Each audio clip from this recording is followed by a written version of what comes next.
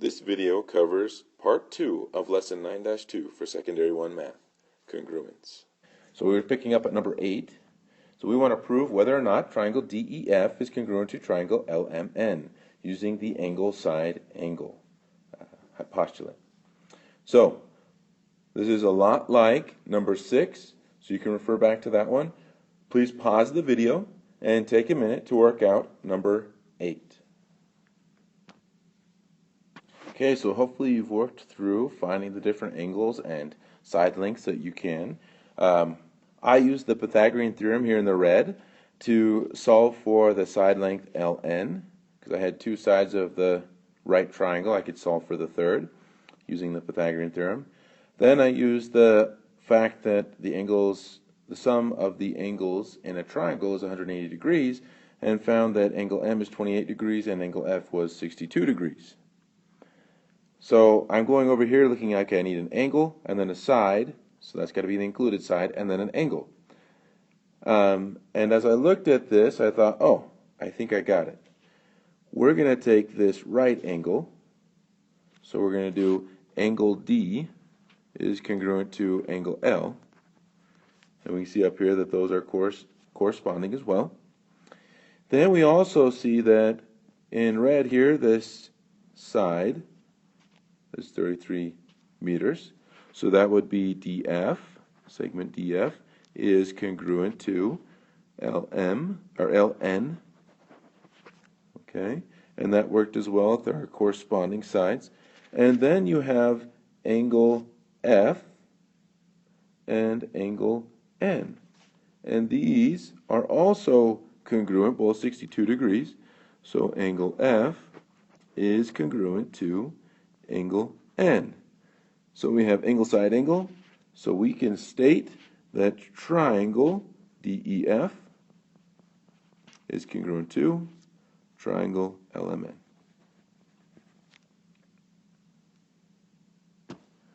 Okay, so number 9. We want to prove whether or not triangle DEF is congruent to triangle GHF using side angle side. So I'm going to set this up already. We're going to say since, and then we're going to have a side, an angle, and then a side, and then we're going to make our statement at the end. So let's start out here. Let's find two congruent corresponding parts. Well, right here. These are congruent corresponding parts and their sides. So let's use those. We have EF. Segment EF is congruent to segment HF. All right, and we can see that in our statement above. That's good. We're seeing this. Next, we have an angle. Okay. Well, let's move on and let's look at another side maybe, because I noticed that this has 2 ticks and marks and this has 2 tick marks. So those are congruent and they're corresponding. So let's say that is DF. Segment DF is congruent to segment GF. So we know which angles we need to show are congruent. It needs to be this angle F. Well, we'll have to elaborate a little bit. But yes, these angles in red. Now, there is something we know. When we draw two lines and they cross, like we have above, we actually are forming what we call vertical angles. Okay. So vertical angles are like these two, or we could even say these two are vertical angles. But because it's formed by two lines intersecting, vertical angles are congruent. Okay? So that's a key thing for us to know.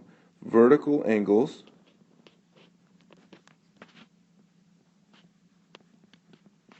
are congruent. So we can say that these angles in red here on F and this side are congruent because they're vertical angles. Now when we state them, we have to use 3 letters because there's multiple options here with point F. So we're going to say angle EFD is congruent to angle, and then we're going to go HFG.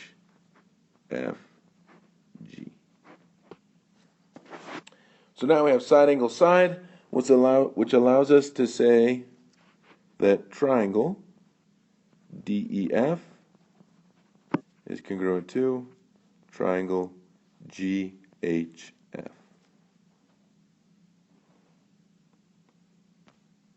Okay, so for number 10, we're going to be given a lot of information. That's the top line, and then we want to find the missing angles. So let's go through our information. We have that AE is congruent to BD. So AE is congruent to BD. So I'm going to use annotations to help us out. Then we have AD is congruent to BC.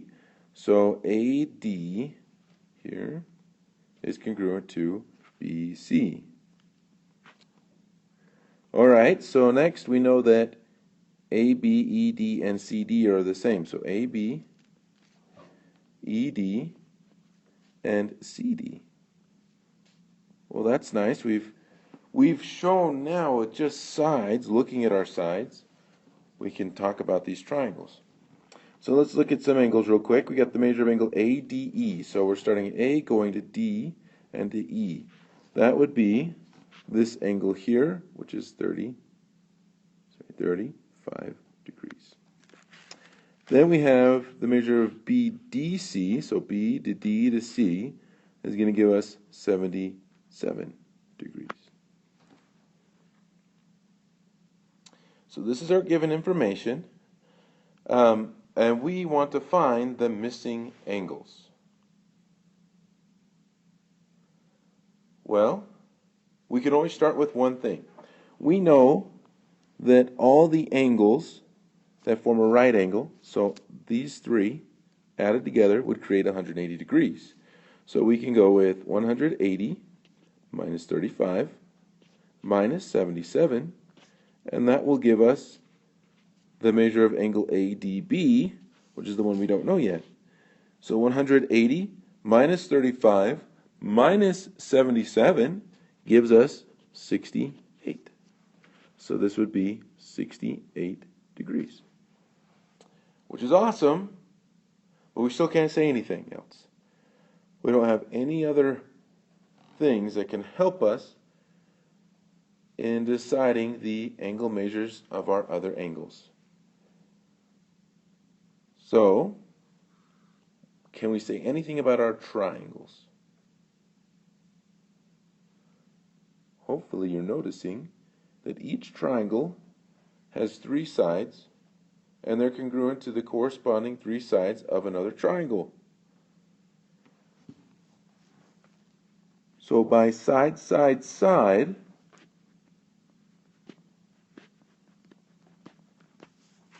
we can say that triangle DBC is congruent to triangle BDA, and I have to bend my writing here a little bit, which is congruent to triangle EAD.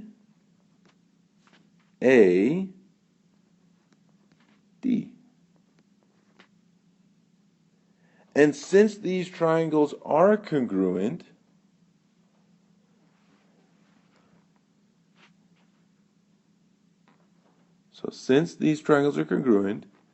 that means, so we could say maybe thus, the corresponding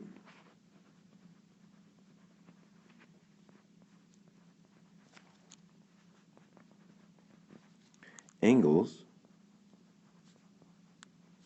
are congruent. Which means we can write in the rest of these measurements. So the 68 degrees will be here, and it will also be here. The 35 degrees will be here, this part of angle A, and will also be angle C. And then the 77 degrees will be over here. And so we filled in all of the angles, found the missing angle measures. So our last problem today, we need to find A, B, and C on these two triangles. So we're looking at it. What can we say? Well, there's not really a whole lot to go off of. We can't say anything about their congruence, okay? Because the sides, right, there's only two sides that are congruent.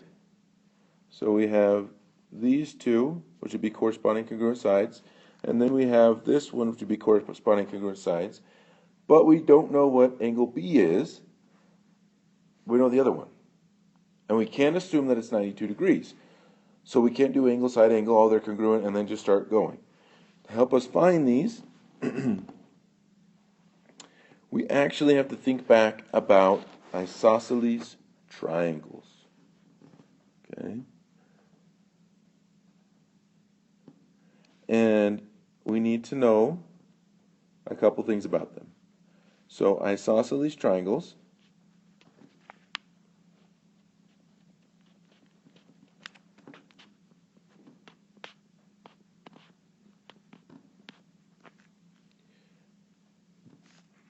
base angles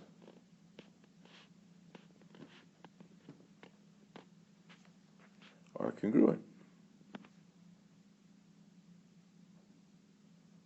So this is helpful for us. What that means is, since we have isosceles triangles, an isosceles triangle is a triangle where two sides are congruent, okay, or the same length. So that means that we can write in here that this is also C degrees, and over here that this is A degrees, because we have isosceles triangles. Now, that only helps us to a certain extent. There's a couple things that we'll need to do. First off, let's find A.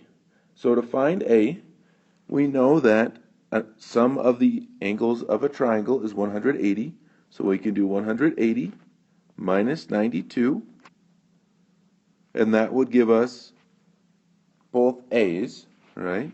So that's going to give us what? That's 88. Right, yeah. And that's 2 A's. So 88 equals 2 A's. So we divide by 2, and we get A is going to be 44. Okay. So A is 44. Next, how could we figure out C's and B's? Well, can't really do anything with the A's and C's, but right here, this is helpful for us. This angle is 180 degrees. So we can do 92 and subtract that from 180, which gives us 88. We've already done that. So this is actually 88 degrees. There's angle B. Last one, angle C. We want to find angle C. Well, we're going to do the exact same thing we did for angle A, but we're going to use 88. So we have 180 minus 88, and that's going to give us 92. And then we'll take our 92, that's equal to 2 C's, so we divide it by 2, and we get C is equal to, drum roll, 46. So this would be 46. And I put a degree sign on B. We shouldn't put it there because we're not asking for the angle. The angle's sign is already shown, so it's just 46. This concludes the Part 2 video of Lesson 9-2 in Secondary 1 Math, Congruence.